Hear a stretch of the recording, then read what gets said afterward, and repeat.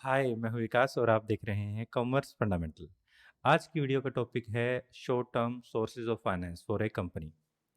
Previous videos में हमने long term and medium term sources of finance कर चुके हैं और आज हमने कुछ एक से ज़्यादा टाइप के सोर्स ऑफ फाइनेंस के बारे में बात करेंगे। तो सबसे पहले है हमारे पास कमर्शियल बैंक। कमर्शियल बैंक आप जानते भी होंगे, आपका अकाउंट जो सेविंग अकाउंट है वो कमर्शियल बैंक में ही है। बहुत सारे बैंक हैं हमारे इंडिया के अंदर, एसबीआई है, पीएनबी है और भी बहुत सारे बैंक हैं। तो ये जो कमर्शियल बैंक है वो भी short term and medium term finances available करवाते हैं और बेसिकली ये जाने जाते हैं शॉर्ट टर्म फाइनेंस के लिए। तो देखिए, the commercial bank are the main source of raising short term finance. Not only for the commercial bank provide medium term finance as well. ये ना केवल शॉर्ट टर्म प्रोवाइड करते हैं, मीडियम टर्म भी काफ़ी बार प्रोवाइड करते हैं। और कमर्शियल बैंक हेल्प करते हैं बिजनेस को अलग अलग तरीके से। सबसे पहले है बैंक ओवरड्राफ्ट। ओवरड्राफ्ट मीन्स पैसा जितना आपके पास जमा है बैंक में उससे ज़्यादा पैसे निकलवाना। और ये facility normally current account holder को ही प्रोवाइड की जाती है, क्योंकि एक current account holder time to time बहुत सारी ट्रांजैक्शन करता है। बैंक उसका पास्ट बिहेवियर देखता है और उस बिहेवियर के बेस पर उसे कुछ ज़्यादा पैसा निकालने की परमिशन देता है, जितना पैसा उसके बैंक में जमा है उससे ज़्यादा। तो ऐसे में जो एक्सेस अमाउंट निकाली जाती है उसी को हम कहते हैं ओवरड्राफ्ट। सेकंड हमारे पास है कैश क्रेडिट। कैश क्रेडिट के अंदर क्या होता है, एक bank grant right to customer to borrow money. एक सर्टेन अमाउंट तक बैंक उसे परमिशन देता है कि वो सिक्योरिटी के अगेंस्ट कुछ पैसा निकाल सकता है। Out of the sanction limit, कुछ लिमिट तक ही निकाल सकता है, ऐसा नहीं है कि वो कितना मर्जी निकाल पाए। सिक्योरिटी के अगेंस्ट होता है, यानी उसने पहले से कोई सिक्योरिटी दे रखी है। The customer withdrawal the amount according to need, और कस्टमर अपनी जरूरत के अकॉर्डिंग ये पैसा निकालता रहता है। तीसरा हमारे पास short term loan.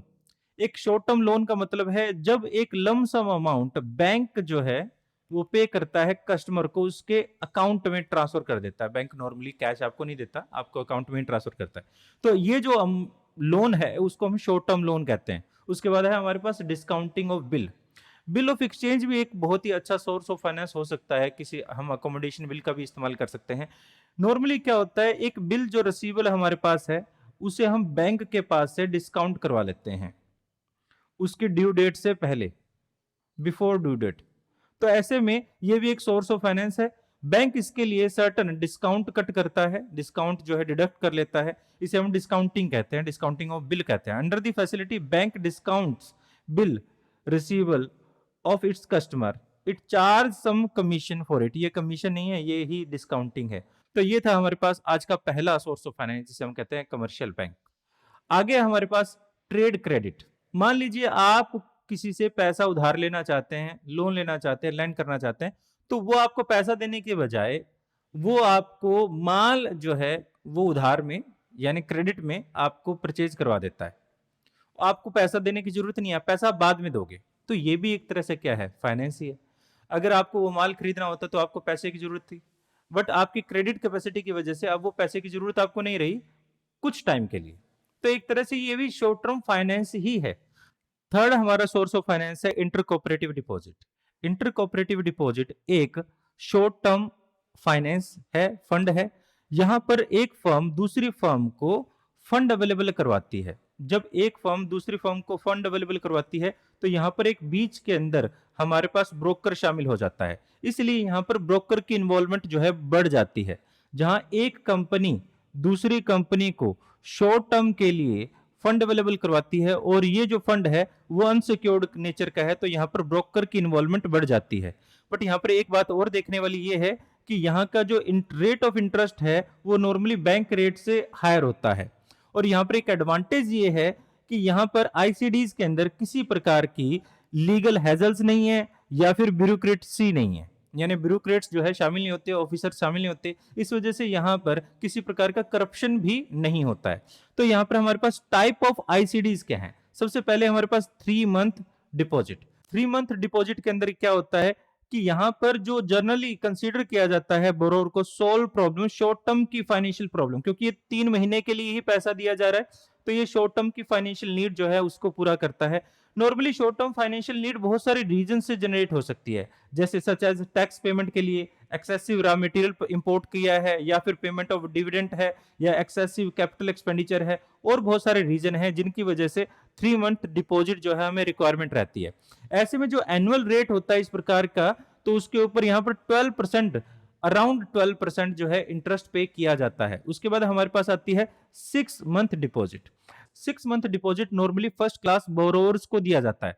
First class borrower वो पर्सन है जिनको हम प्रेफरेंस देते हैं, अगर हम लोन देंगे तो पहले उन्हें देंगे, और जो टर्म रहती है वो 6 मंथ के लिए रहती है, इसी वजह से 6 मंथ डिपॉजिट है। इन पे रेट ऑफ इंटरेस्ट रहता है नॉर्मली अराउंड 15% रहता है। उसके बाद है हमारे पास कॉल डिपॉजिट। कॉल डिपॉजिट नाम से ही पता चलता है, जो कंसेप्ट है कॉल डिपॉजिट डिफरेंट है हमारे पास दोनों 6 मंथ और 3 मंथ से, क्योंकि यहां पर जो है the depositor can withdrawal by the lender 1 day notice, सिर्फ एक दिन के नोटिस पर ही ये पैसा विड्रॉल किया जा सकता है। जो एनुअल इंटरेस्ट रेट जो होता है नॉर्मली 10% के अराउंड रहता है। अब देखिए हमारे पास फीचर्स क्या क्या है आईसीडीज के। ये जो ट्रांजैक्शन है दो कंपनीज के बीच में होती है, नॉर्मली ये शॉर्ट टर्म के लिए होती है। तीसरा यहाँ अनसिक्योर्ड होती हैं। This transaction generally completed through out broker, इसके अंदर एक ब्रोकर शामिल होता है। The deposit bear a high rate of interest, क्यों? क्योंकि यहाँ पर सिक्योरिटी नहीं है। जहां पर अनसिक्योर्ड नेचर की कोई भी चीज होगी उस पर रेट ऑफ इंटरेस्ट नहीं नॉर्मली हाई होता है। दीज आर रिस्क डिपॉजिट, क्योंकि अनसिक्योर्ड है तो इस वजह से रिस्की भी हो जाती है। Point of view of lender, जो पैसे दे रहा है उसके लिए रिस्की है। ऑर्गेनाइज मार्केट, इसमें किसी प्रकार की ऑर्गेनाइज मार्केट नहीं होती, ब्रोकर ही डील करता है। This transaction have no legal formalities, इसमें कोई लीगल फॉर्मेलिटीज भी नहीं होती हैं। और इसके अलावा दिस डिपॉजिट हैव 3 टाइप, जिसमें 6 मंथ, 3 मंथ और कॉल डिपॉजिट होता है। और this deposit are preferred by low rate companies.